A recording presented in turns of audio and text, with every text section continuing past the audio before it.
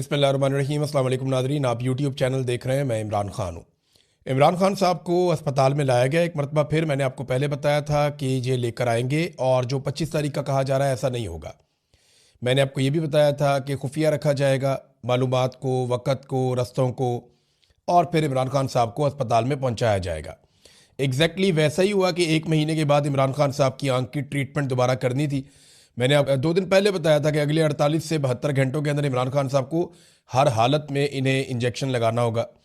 और अब ये पहले तो आप देख लें कि जो अस्पताल की जानिब से एक प्रेस रिलीज़ जारी की गई है इमरान खान साहब के इलाज के बाद। आप देखें कि आधी रात को पेशेंट आता है, आधी रात को उसे चेक करते हैं, आधी रात को उसका ट्रीटमेंट करते हैं और आधी रात को ही प्रेस रिलीज़ जारी कर दी जाती है। कितना प्रेशर होगा इस पूरे सिस्टम के ऊपर। वैसे तो ये प्रेस रिलीज़ पहले से लिखी हुई थी, लेकिन मैं आपको फिर भी बता देता हूँ। वो कहते हैं जी, इमरान अहमद खान न्याजी उम्र 74 साल को 24 फरवरी 2026 को आंखों के इलाज के फॉलोअप की गर्ज से पिम्स अस्पताल लाया गया, जहां उन्हें एंटी VEGF इंट्रावेट्रियल इंजेक्शन की दूसरी डोज दी गई। प्रोसीजर से कबल माहिरीन पर मुश्तमिल एक बोर्ड ने उनका मुआयना किया, जिसमें कंसल्टेंट कार्डियोलॉजिस्ट शामिल थे, जिन्होंने इकोकार्डियोग्राफी और ECG भी की, जिसके नताइज नॉर्मल आए।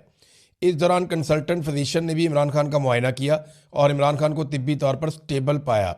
इमरान खान की रजामंदी हासिल करने के बाद और ऑपरेशन थिएटर में मियारी मॉनिटरिंग, एहतियाती तदाबीर और प्रोटोकॉल के तहत माहिरीन की मौजूदगी में या उनकी निगरानी में माइक्रोस्कोपी की रहनुमाई से जो है वो उनको इंजेक्शन की दूसरी डोज दी गई। ये अमल डे केयर सर्जरी के तौर पर अंजाम दिया गया। क़याम के दौरान इमरान खान प्रोसीजर से पहले, दौरान अमल और बाद में तमाम तर मराहिल में हर एतबार से स्टेबल रहे। बाद अज़ां उन्हें निगहदाश्त की हदायत, फॉलोअप मशवरे और मुतल्लिका दस्तावेज़ात के साथ डिस्चार्ज कर दिया गया। एग्जीक्यूटिव डायरेक्टर पिम्स, जनाब ये आ गया पिम्स अस्पताल का मौक़िफ़।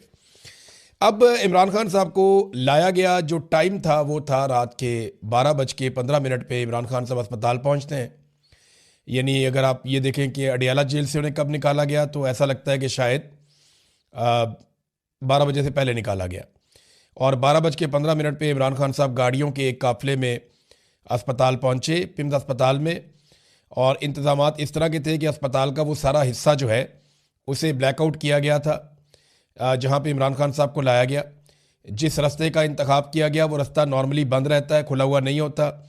उस रास्ते से इमरान खान साहब को लाया गया और लाने और ले जाने के लिए मुतबादल रास्ते भी रखे गए थे कि अगर खुदा न खास्ता कोई सिचुएशन बनती है तो इमरान खान साहब के लिए दूसरा रास्ता भी। देखें ना, इमरान खान को सिर्फ ख़तरा ये नहीं है, वो एक बहुत बड़ा लीडर है। उसने दुनिया से भी टक्कर ली हुई है, पाकिस्तान की एस्टेब्लिशमेंट से भी ली हुई है। तो इमरान खान को कोई भी नुकसान पहुंचाने की खुदा न खास्ता कोशिश कर सकता है। तो उनके सिक्योरिटी के भी बड़े सीरियस मसाइल हैं। ये 8 से 10 गाड़ियों का काफिला था। इसमें जो मुझे दिखाई दे रहा है ये आर्मर्ड गाड़ियाँ थीं, यानी ये बुलेट प्रूफ गाड़ियाँ थीं, जिनमें कुछ मुझे गाड़ियाँ ऐसा लग रहा है कि वो बुलेट प्रूफ हैं, जिनमें इमरान खान साहब को लाया गया और लाकर उनकी आंख का जो है वो ऑपरेशन किया गया या उसमें इंजेक्शन लगाया गया। अस्पताल के अंदर इंतजामात ऐसे थे कि अमले की छुट्टी करा दी गई थी और एक पूरा हिस्सा अस्पताल का बंद था। अस्पताल के अंदर दाखिला भी बंद था।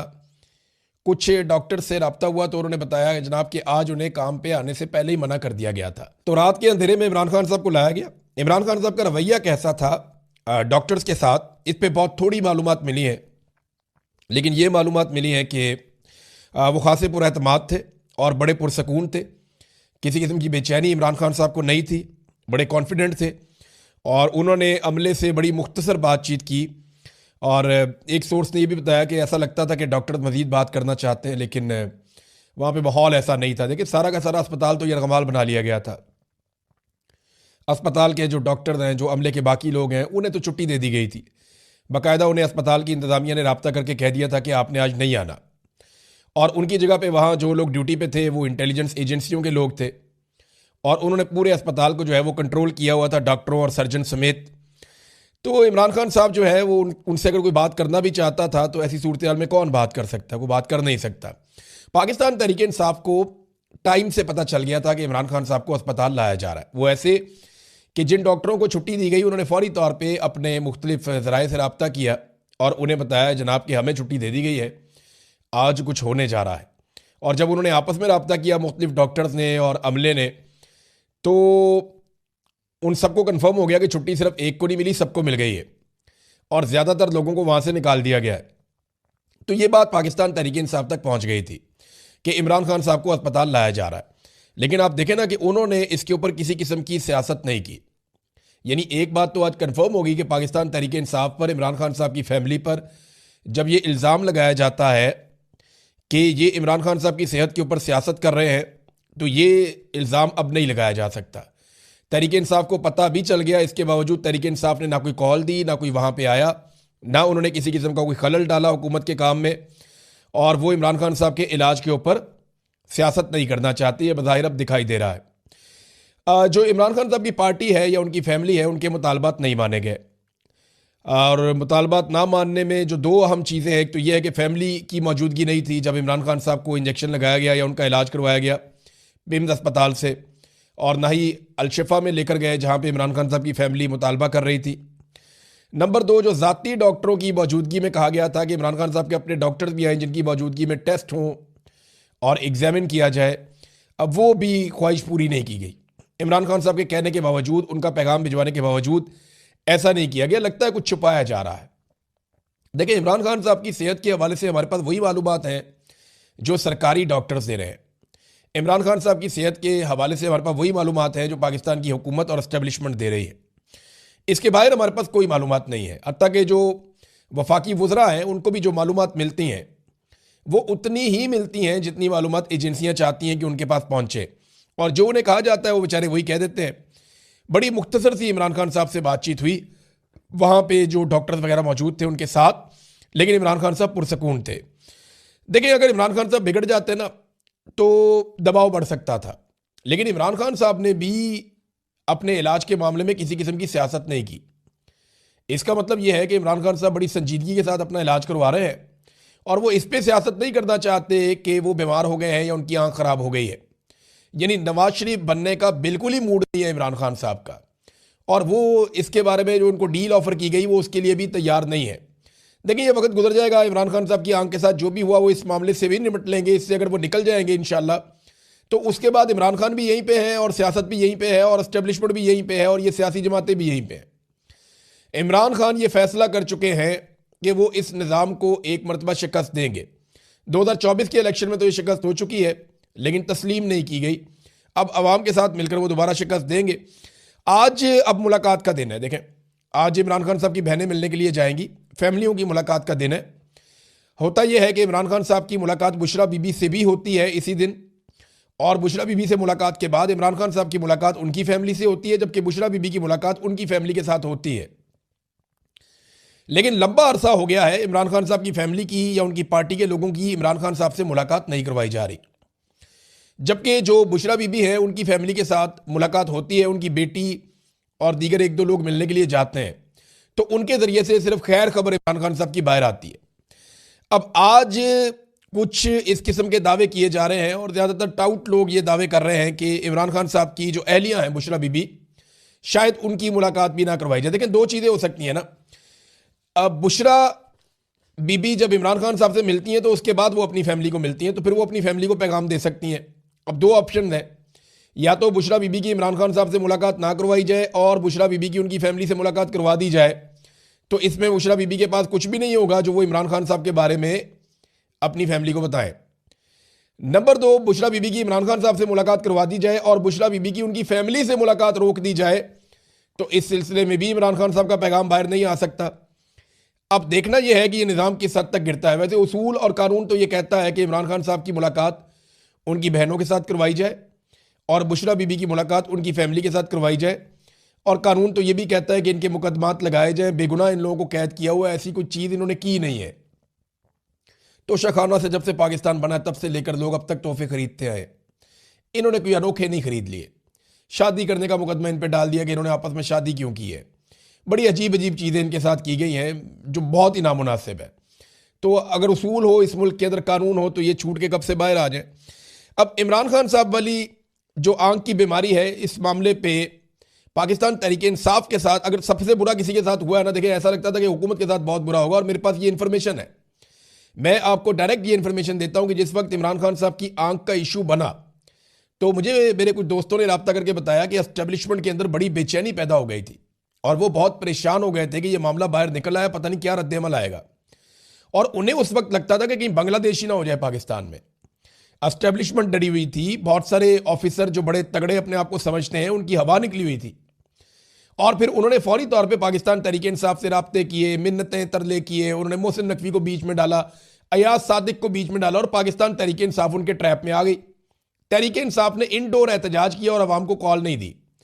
अच्छा, तहरीक इंसाफ को भी ये लगता था, उनसे अगर आप ऑफ द रिकॉर्ड बात करें तो वो कहते हैं जी हम कॉल देते तो कितने बंदे निकल आते, हमारी ग्राउंड पे तैयारी नहीं थी, क्योंकि ग्राउंड पे तैयारी तो की नहीं हुई थी, तो ये कॉल कैसे देते। तो 2-3 दिन जब मिल गए एस्टेब्लिशमेंट को और उन्होंने देख लिया कि पाकिस्तान तहरीक इंसाफ कुछ भी नहीं कर पा रही, तो उनका कॉन्फिडेंस बढ़ गया। और फिर उन्होंने क्या किया, वही जो वो हमेशा करते चले आए, उन्होंने धोखा दिया और धोखा देकर पीटीआई को भी फारिग कर दिया और पीटीआई डिस्क्रेडिट भी हो गई अपने कारकुनों की नज़रों में। जो मोमेंटम एक सुहेल अफरीदी ने बनाया हुआ था, अब वो मोमेंटम भी काफ़ी बिगड़ गया। अब सुहेल अफरीदी साहब और उनके साथियों के लिए एक बड़ा इम्तिहान खड़ा हो गया है, उन्हें एक मुकम्मल प्लान देना पड़ेगा। उन्होंने ये ऐलान तो कर दिया है कि वो इमरान खान रिहाई अमन फोर्स बनाएंगे, लेकिन ये अमन फोर्स कैसे काम करेगी, इमरान खान साहब को कैसे रिहा करवाया जाएगा और किस तरीके से ये आगे बढ़ेगी, नौजवान इसमें कैसे तैयारी करेंगे। क्योंकि सुहेल अफरीदी ने एक दिन पहले भी कल कहा कि हमें तैयारी करनी पड़ेगी, हमें बड़ी लड़ाई लड़नी है। सुहेल अफरीदी ने बार बार कहा कि हमारी लड़ाई मिलिट्री एस्टेब्लिशमेंट के साथ है। देखिए, बंदूकों के साथ तो आप एस्टेब्लिशमेंट के साथ नहीं लड़ सकते, लड़ना भी नहीं चाहिए और ना वो लड़ना चाहेंगे। हत्ता के 2-3 दफ़ा उन्होंने कत्लेआम कर दिया आसिम मुनीर साहब जब से आए हैं, आर्मी चीफ बने।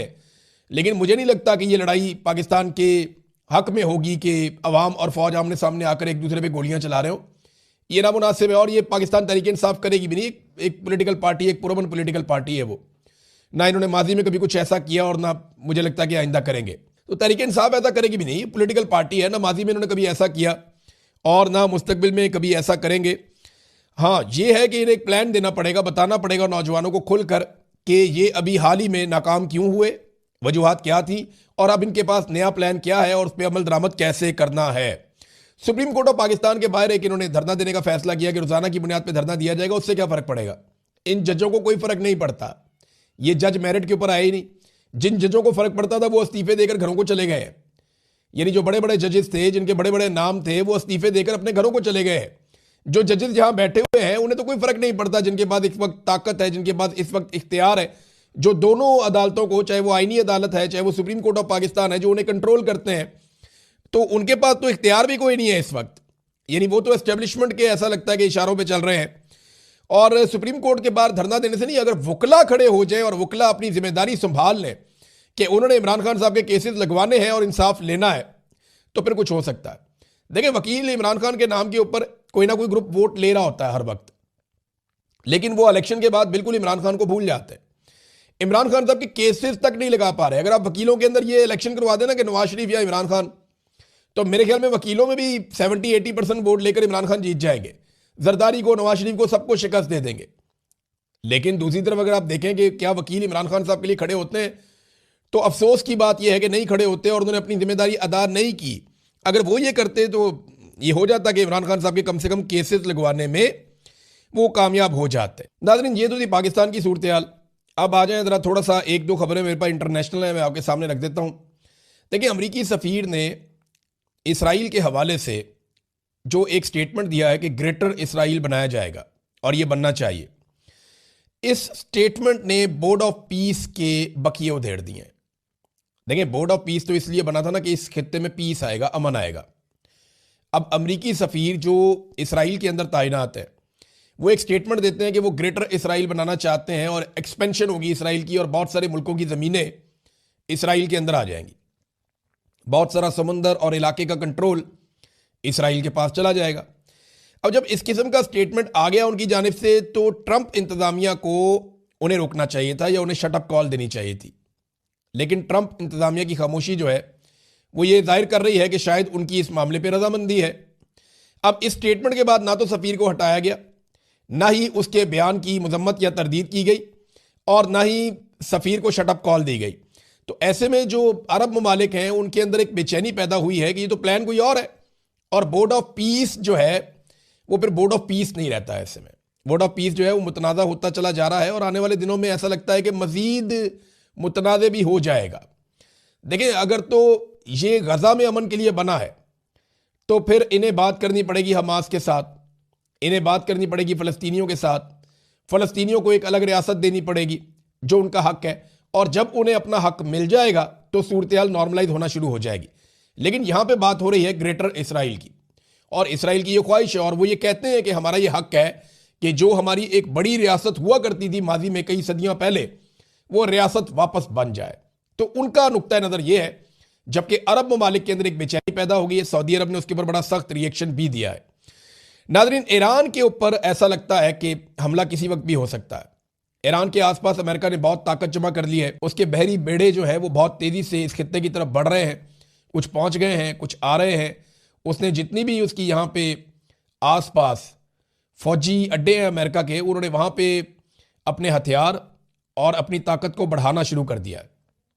ये बहुत इंपॉर्टेंट है। देखिए, अभी शहबाज शरीफ ने कहा कि साउथ एशिया के लिए डोनाल्ड ट्रंप एक सेवियर है, और साउथ एशिया में डोनाल्ड ट्रंप ऐसा लगता है कि एक जंग छेड़ने जा रहे हैं।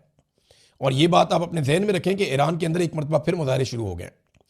जितनी ताकतें ईरान में रजीम चेंज करवाना चाहती हैं, चाहे वो कुर्दों का इत्तेहाद हो, चाहे वो तलबा की तंजीमें हो, चाहे वो मौजूदा रजीम के ख़िलाफ़ लोग हों, चाहे रज़ा पहलवी हों, ये सारे एक साथ एक्टिवेट हो गए हैं और एहतजाज शुरू कर दिया है और ज़ोर लगाना शुरू कर दिया, और इस उम्मीद में है कि डोनाल्ड ट्रंप इनकी मदद करेगा। ईरान के अंदर एक मोबाइल फ़ोन कंपनी जो है उसका सिस्टम हैक हो गया और उसके ऊपर डोनाल्ड ट्रंप की तरफ से एक पैगाम भी जारी हो गया कि जनाब डोनाल्ड ट्रंप करके दिखाएगा।